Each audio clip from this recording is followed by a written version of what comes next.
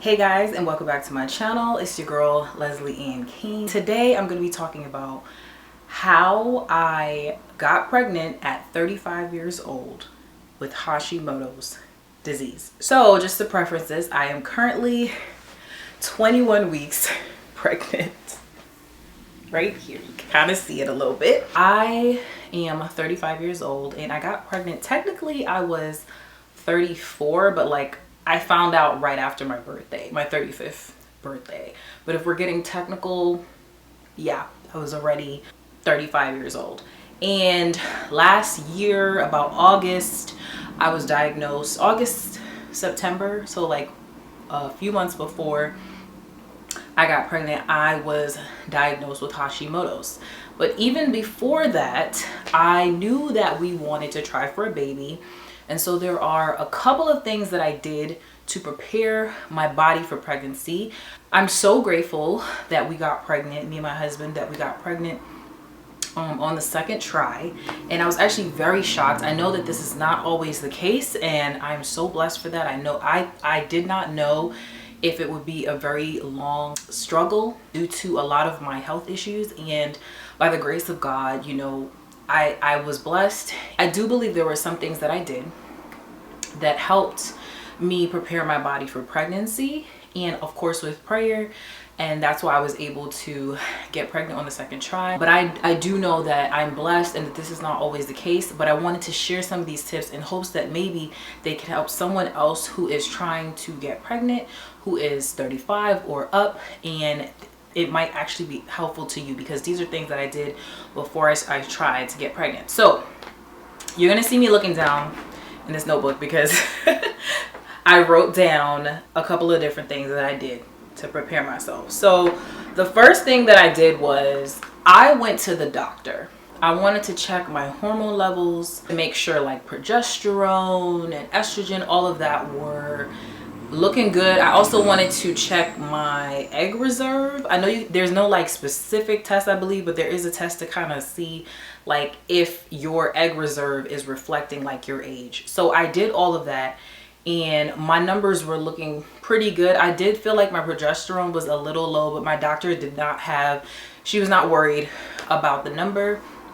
So it was still in the normal range. I also, and please make sure when you check your hormone levels, make sure you're checking at the right part of your cycle. There is a better time to do certain hormone tests so that they are more accurate. And I did my research to find out when those times were, to make sure that the numbers that I saw were reflecting reality.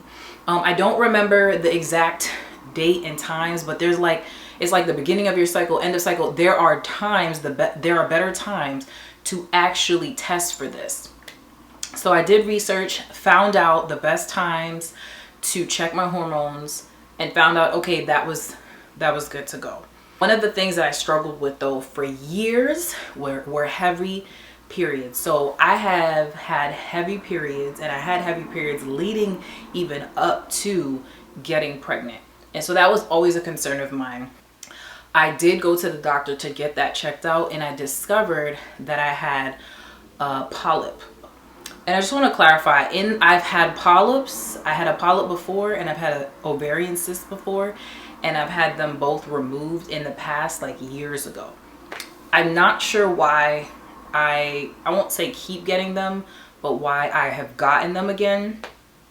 I was like, okay, I wanted to give it time to see if it would go away on its own. I found out about this, I believe, like even possibly the year before last, or I gave it time. It didn't go away, and my periods were super heavy, and I didn't want to be on birth control. I feel like in the past, birth control has actually kind of messed up my whole like system, and I messed with my emotions, my health. I'm just like, I'm good. And plus I knew that we were trying for a baby, so there was no point to get on birth control. So for me, I then opted to get surgery, but I was trying to get rid of the polyp on my own naturally. I was looking into natural things to eat, natural supplements, and that did not work for me. It might have made it smaller, I'm not sure, but it wasn't making it didn't go away, and quick enough, if that's, you know, something. And so because of that, I got surgery done in July of 2023. When I found out that I had the polyp, they also checked to see if like water would go through my fallopian tubes at the same time, and they didn't. They did some procedure in office, and I think it was like an ultrasound or something, and they just put water up there, and they were like, oh, water's not going through. And so they're like, oh, if that's like an issue, like if your fallopian tubes are not open, you're gonna have to go to a fertility specialist. But the doctor like was kind of like, that doesn't mean that your fallopian tubes aren't open, but that's just what we're seeing right now. That was kind of concerning.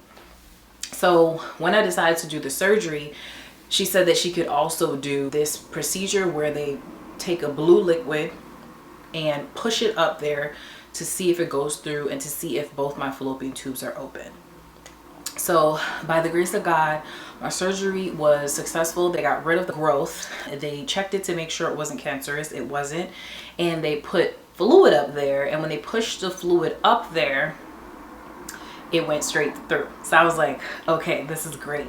And so that was July. And then I just, you know, let my body heal. I didn't want to, like, they said I couldn't try for at least another cycle or two. And I didn't want to try right away. I wanted to make sure my body was good.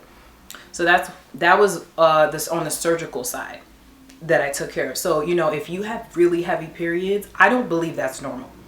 Check that out. I even had bought like a supplement, and I don't remember the name, that I was about to start taking for my period, but I got pregnant so quickly that I didn't get to take the supplement. But heavy periods are not normal.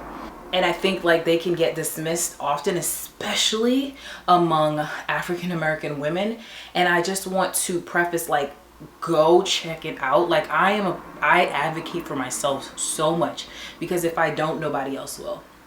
So advocate for yourself. Even though certain things did not work for me for a while and I wasn't taking birth control, once I found out that, okay, this is the polyp situation, I was like, okay, well, polyps can make your period heavy. So that was helpful. So back in August, I found out that I had Hashimoto's. I had a lot of symptoms leading up to that for a long time. I have been losing my edges, my hair in this section, and it's still actually very light here. I had been losing my hair there for the last couple years. I've been extremely fatigued, a lot of symptoms. I thought that I even had diabetes or pre-diabetes. So I did a ton of testing. Finally, I was sent to an endocrinologist, and I saw her last year in July, August, and that's when she discovered that my thyroid peroxidase antibodies were high, which even though my TSH was showing normal, the TPOs were high or higher than they should be. And so she was like, you have Hashimoto's. That's what's going on. That's what's causing all of these other symptoms. That's why your hair, you know, you're kind of losing your hair on the sides. And then she also she checked me for diabetes and pre-diabetes. Even though I have been tested in the past, the problem is that I have sickle cell trait. And this is something you should know if you are African American. You could have, if you have sickle cell trait and you do the diabetes test, it could be false because of the way that our red blood cells change and the way they're shaped. I don't have sickle cell disease, but sickle cell trait can still make your test false. So I was so convinced that I literally had diabetes just because I was peeing loud all the time. Like I just had all of these different symptoms. And even when I first saw the doctor, she was like, oh, I think you do have, she said, I think you do have pre-diabetes because of your numbers. But then she checked it again and she was like, no, you don't. So that's important to know. That's an important piece of information, because one of the supplements that I had started to take to help with pregnancy, to prepare my body, was Myoinositol and Selenium methanone. And the reason I took this was because I heard myoinositol was good for people who have diabetes or pre-diabetes, and that can affect fertility. But once I found out that that wasn't the case, I stopped taking. So after finding out this diagnosis, it was like, I was so happy to find it out, but I also found out that There was nothing I could do in that moment. Like, there's no medicine for me to take with my Hashimoto's diagnosis, because my TSH was not high.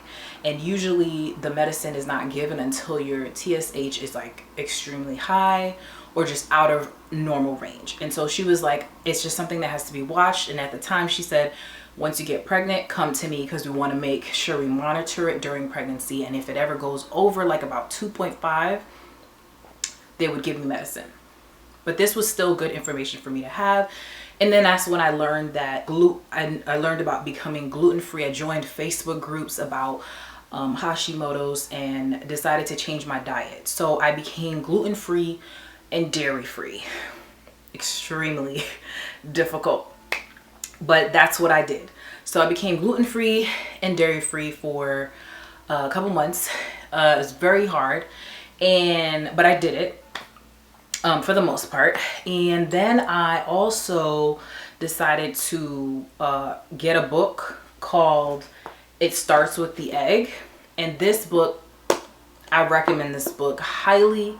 It has so much information on egg quality, infertility, things that you can do just to prepare your body. And this book really helped me, in addition to seeing my doctors and doing all that I was doing. So I just want to make sure you know, this book is called It Starts with the Egg by Rebecca Fett. There's also a Facebook group online, which I did join after I got the book. So besides reading this book, I had already started taking a prenatal. I had started taking a prenatal, and I had taken that like a few months before. So I knew that it was important to take a prenatal, but I didn't want to wait till I got pregnant. I was taking it for months. So 3 to 6 months before I got pregnant, I was taking the prenatal. And the prenatal I started on was Baby and Me 2, the MegaFood one. I love this prenatal, but unfortunately, when I had seen the endocrinologist, she told me that my iron was showing like overload. But it wasn't like an actual condition, it was because of this. So I switched to Mama Bird Prenatal. And this one is iodine and iron free. And that's what I was taking up until recently when I ran out of it. I'm now switching back. I literally just got this. I'm now switching back to Baby and Me Too, because now that I'm pregnant, I can take iron again. My iron is a little lower. I'm not in overload anymore, so I think it's okay to take a regular supplement. So I'm back on taking Baby and Me Too. And so that's something I did. And from the book, a few things that I got from the book were, there are different plans. They're basic, intermediate, advanced, and these are all based on where you are within your health journey. I knew about my Hashimoto's diagnosis, and I also found out, okay, I don't have pre-diabetes, I don't have PCOS, I don't have diabetes, so I didn't go with the more advanced plan in the book. I started with the basic plan. So I had already been on the prenatal, which is a part of the plan, and I looked at prenatals to take, and that's how I came up with the Baby and Me Too. It was, I believe, one of the recommended prenatals, but there are other ones on there, like high quality. And this has folate in it, but it doesn't have synthetic folate at all. It has choline, it has zinc in it, which is important. It also had selenium. And I also started taking a separate selenium supplement. The reason I started taking the separate selenium supplement is because I read studies that said that selenium can help to keep your TSH in check and can help with Hashimoto's. And I actually believe it does help with this. And so I still take this now. This is 200 mcgs, and this is Thorne. They said the recommended amount was 200, but there is a little bit in the prenatal. They're a little in both. There's like 50 mcgs in this, and then in this other one, there is, I believe, 35. It was okay for me to take both of these at the same time. It wasn't like an overload or anything. And I also took Magnesium Glycinate. I took that because, one, it helps with constipation, but also it can help apparently with inflammation. And I just decided to take this as well. It was something that was beneficial for pregnancy. So I was like, okay, not gonna hurt. I also took an extra zinc sulfate supplement here and there. There was already zinc in my prenatal, so I wasn't like pressed. But this I had taken in the past for sickness, like to prevent sickness. And I really like this supplement. So that's what I was taking there. And then also, according to the book, I started taking DHA. This DHA also has vitamin D, and vitamin D is great for fertility, and you will see that in the book. And omega-3s are also great for brain development. So I started taking that as well. And then the last supplement that I took, I do not have it because I stopped taking it once I got pregnant, because you're not supposed to continue taking it, is coenzyme Q10. So CoQ10. This was such an important factor as it helps tremendously with egg quality. So when a woman is born, she is born with the egg she will have for the rest of her life. And egg quality is a big factor in pregnancy, because if your eggs are not in good shape, you could say, it doesn't have good energy supply, you will have eggs that have chromosomal abnormalities, which can make it hard to get pregnant or to sustain one.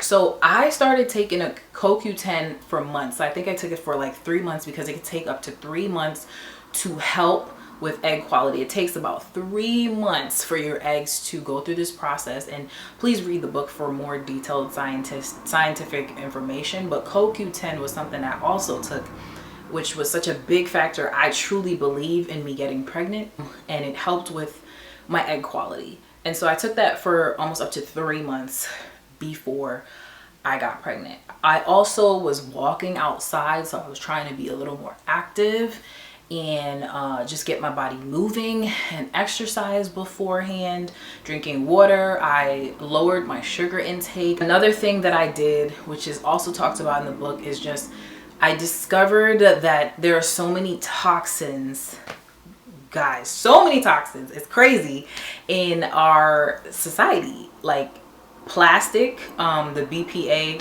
that can be released into your body can affect your fertility, can affect your health, period. So I got rid of my plastic cups and stuff, like, because I had them for a long time. Also, I discovered that fragrance, which is in almost everything, can also disrupt your system. And so I stopped using perfumes. And I will say, at first, when I read all that stuff, I was like, this is OD. This is a lot. This is overwhelming. But then I told myself, do what you can. You cannot kill yourself. You cannot remove all the BPA and I think it's called phthalates. Yeah, you can't remove all of it, but you can try to just reduce it. And so that's what I did. I changed my detergent as well to like a fragrance-free, more non-toxic. I just was trying to be more non-toxic in my household. So that was another thing that I did. And with doing all those things, of course, I prayed. Like, I prayed over my womb, and I have been praying over my womb since I found out I was pregnant, but even before that. And so with prayer and just like really advocating for myself and getting checked, educating myself on egg quality, pregnancy, taking certain supplements, and just doing the best that I can, I truly believe that that is a part of why I was able to get pregnant and to get pregnant so quickly, which I'm so grateful for, because I know that getting pregnant, especially as you get older and from 35 and up, it can be difficult depending on the situation, depending on who you are. But I was like, that's not going to be my story. And even if it was my story, I knew that God was going to work it out, because God's timing is perfect. But I wanted to do what I could and get in alignment with God to set myself up and that is what I did. Obviously, please speak to your doctor. We are all different people, and different things may work for you and that don't work for somebody else. Some people, they take baby aspirin and that helped them. I did not have to do that, but everyone is different. I also don't like taking a million things, so I started kind of basic. You don't even have to start with the zinc and the magnesium. If you were to start with anything, I would say the Prenatal, DHA, and the CoQ10, like on a basic level, and see how you do. But I say all this to say, I think these are the things that helped me get pregnant, and I hope that any of these things were beneficial to you. I hope that this video was helpful to you. If you have any questions, comments, please feel free to leave them below. Thank you guys for watching. Bye guys.